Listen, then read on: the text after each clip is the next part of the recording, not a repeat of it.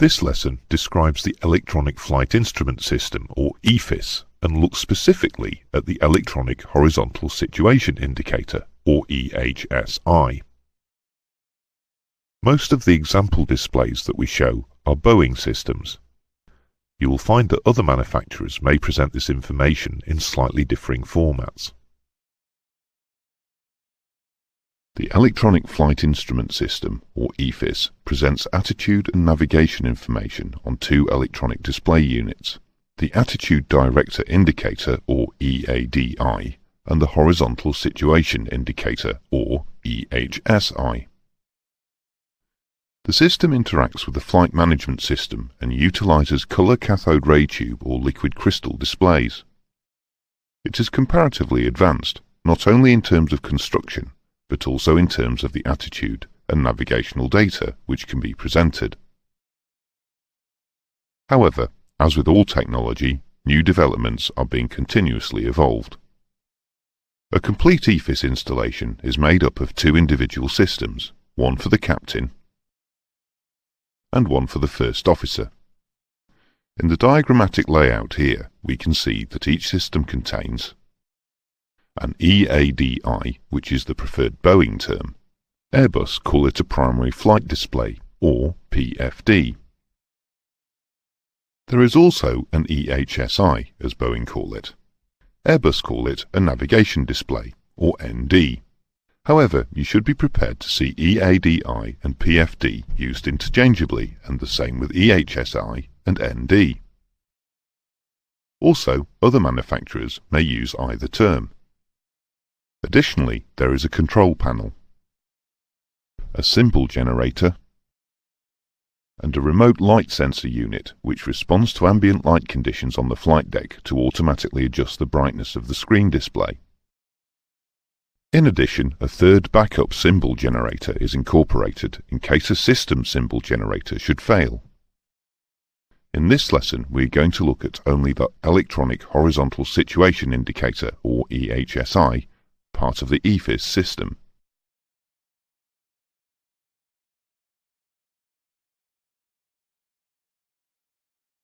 The color coding used on the EHSI is a KO standard, which is also the standard adopted by EHSI. EHSI document CS25 recommends the following. Warnings are in red. So are flight envelopes and system limits. Cautions or abnormal sources are in amber or yellow. The ground on attitude director indicators is a tan-brown color. Engaged modes are shown in green. Cyan or blue is used for the sky. Deviation pointers, as with all demands or commands, are in magenta. Flight director bars can be in magenta or green.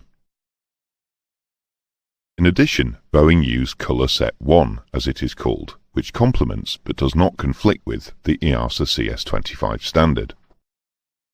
Fixed reference symbols are white. So are current data values.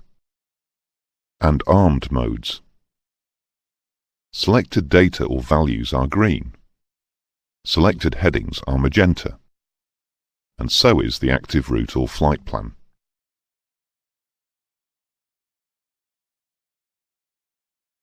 Before looking at pages of the display, it is worth getting to know what the various symbols mean. The Boeing 737-800 uses these. This is a VORTAC. As it is in blue, it simply means that it is as indicated in the position on the screen and is available for use, but has not been selected or tuned. If selected for active use, it turns green. A VOR is like this. And here it is when in use. This is a DME. And this is a non-directional beacon, or NDB. An airport is a blue circle. The blue triangle is what Boeing calls an off-route waypoint. It means a known reporting point, usually in the local airway structure, but not one which your route follows. This is an active waypoint. It is coloured magenta because the aircraft is on the leg to this particular point. Other route waypoints, for instance, those on the legs ahead of the present one, are shown in white. This white arrow appears on the bottom left corner of the EHSI display and shows the wind direction relative to heading or track, whichever is selected. This example means that the wind is from 11 o'clock. It would only mean that the wind was from 330 degrees if the aircraft were heading north. Selected runways at airports are two white parallel lines. The dotted lines indicate the extended centre line.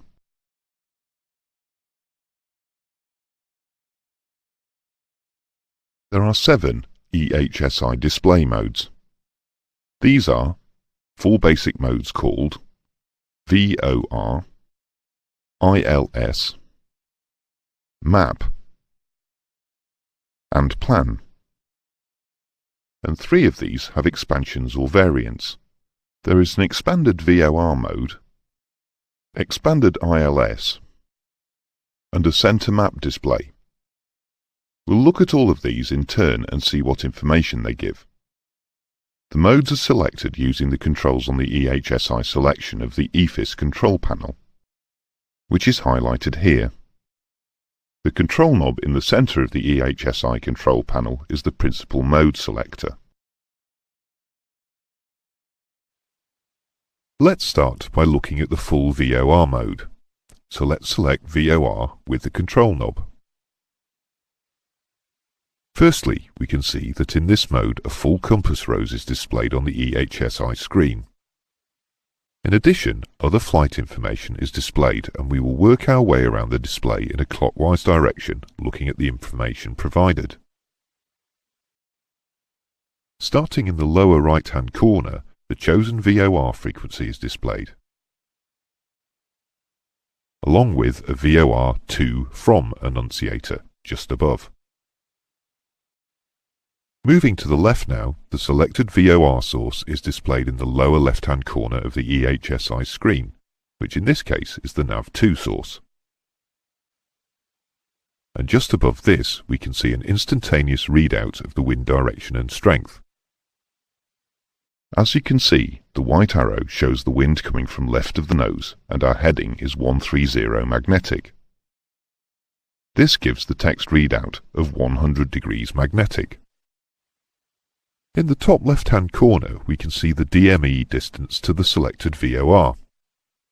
This figure will of course increase or decrease depending on whether the aircraft is tracking towards or away from the selected VOR source. Next, the current heading is shown in the window at the top of the compass rose, and in this example we can see it is a heading of 130 degrees magnetic. Note that the heading reference selected is magnetic north in this instance, because heading may also be referenced to true north if desired.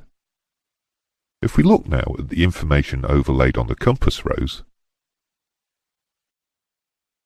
we can see that the course selection is displayed by the magenta course indicator, which in this case is showing a track set of 150 degrees. Any track deviation is shown by the magenta course deviation bar, which can move across a 2-dot left or 2-dot right deviation scale. Each dot corresponds to 5 degrees. Current track is shown by the white triangle on the inside edge of the compass rose. At the lower part of the compass rose display, we can see another white triangle. This is a VOR to from pointer, which is provided in addition to the VOR to from annunciator in the lower right-hand corner of the EHSI screen.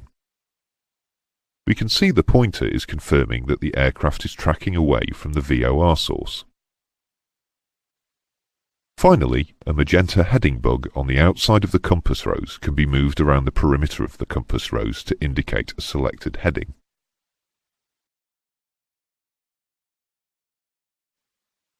In VOR mode, we have the choice to select either the full compass rose display, as we have seen in full VOR mode, or we can select an expanded VOR display. In expanded VOR mode, we are also able to have a weather radar facility. So let's select Weather Radar On as well.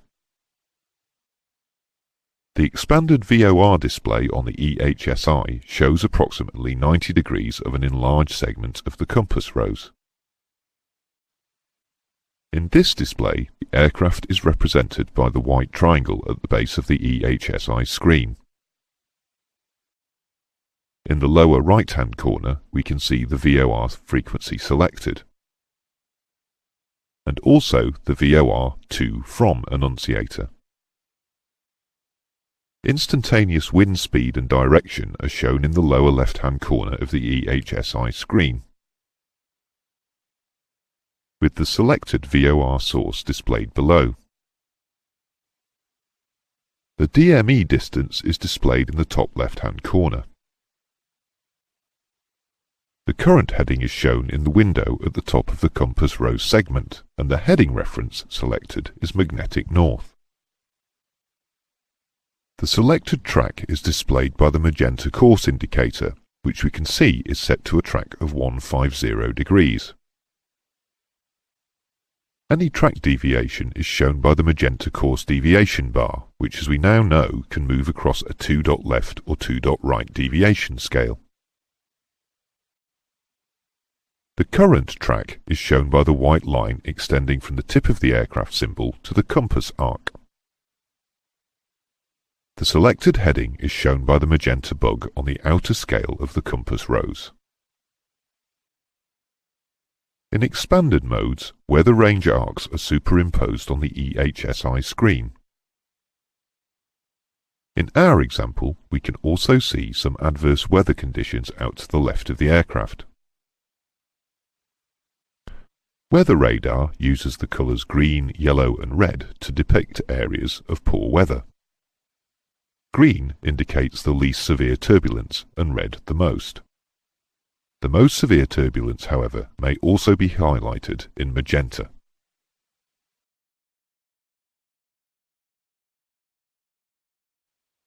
Let's now select the ILS mode. With an ILS frequency selected, the EHSI displays a full compass rose. This is full ILS mode. There is an expanded ILS option, which we will look at shortly. Let's examine the ILS display, starting again in the lower right-hand corner. Here is the selected ILS frequency. And here is the ILS source displayed in the lower left-hand corner. The course indicator now represents the ILS localizer, and the course deviation bar shows the localizer deviation across a 2-dot left and 2-dot right deviation scale.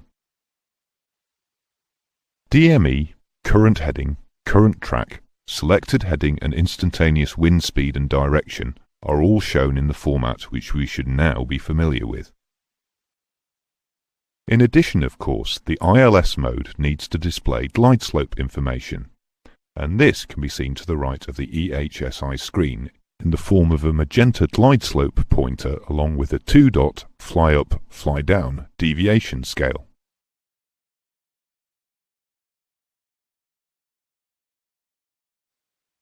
ILS also has an expanded mode. The screen display is extremely similar to the expanded VOR mode. As we would expect, however, the fundamental difference between the expanded VOR mode and the expanded ILS mode is that the expanded ILS mode includes the glide slope pointer and deviation scale. We can see the glide slope pointer and deviation scale on the right-hand side of the EHSI screen. On ILS, each dot represents 1 degree. On expanded ILS, they represent half a degree. Also, note that a weather radar display is available with expanded ILS.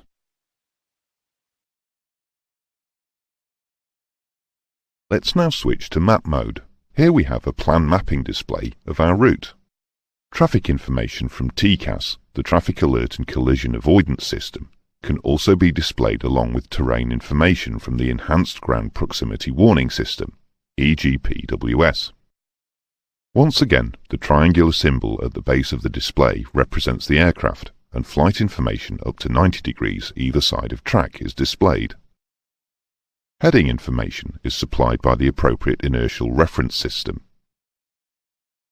The compass rose segment can be selected to either magnetic or true north between latitude 73 degrees north and 60 degrees south, and to true north only above these latitudes. The aircraft route is displayed as a continuous magenta line joining the programmed waypoints. The waypoints are added and erased as the flight progresses. The waypoint the aircraft is currently tracking towards is called the active waypoint and is displayed as a magenta star. Other waypoints making up the programmed route are called inactive waypoints and are shown as white stars. The distance to the next waypoint is shown on the top left of the display screen, and the computed time to the next waypoint is shown by the waypoint. Computed times are also shown adjacent to the other en route waypoints. Weather radar can be overlaid, as we can see in the example here, along with the now familiar display of instantaneous wind strength and direction in the lower left-hand part of the screen. Lateral deviations and vertical deviations from the selected flight path can also be displayed. The Flight Management Computer, or FMC, can predict events by combining current ground speed and lateral acceleration to show a curved trend vector, shown here in white, or a range to altitude arc for climb and descent rates, which we can see here represented in green. A larger scale version of map, called Center Map, which puts the aircraft symbol at the center of the picture, is also available. Lastly, we have the Plan mode. With this mode selected, a static map background is displayed, with the active route data orientated to true north. Any changes to the route may be selected at the FMC keyboard and shown on the EHSI display, so they can be checked before they are entered into the Flight Management Computer. There is no weather radar display with this mode. It is possible for pilots, independently of each other, to select any of the modes we have looked at. Weather radar is available only in 3 modes. These are Expanded VOR, Expanded ILS, and MAP. It cannot be displayed in any other modes.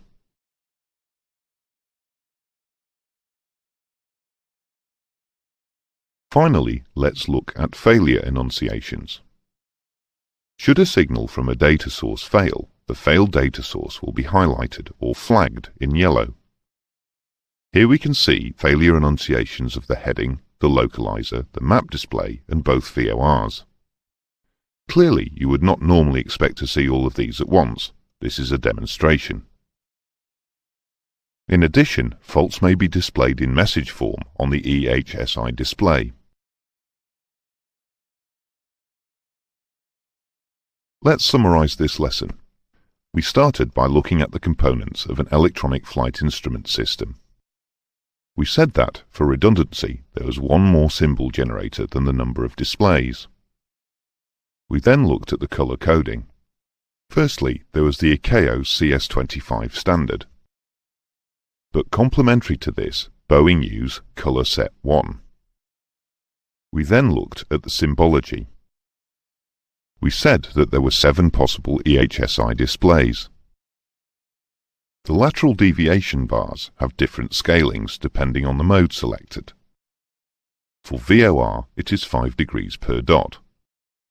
For full ILS, it is 1 degree per dot. For expanded ILS, it is half a degree per dot. The principal display modes are VOR, ILS, MAP, and Plan. VOR mode can be displayed in full VOR mode or expanded VOR mode.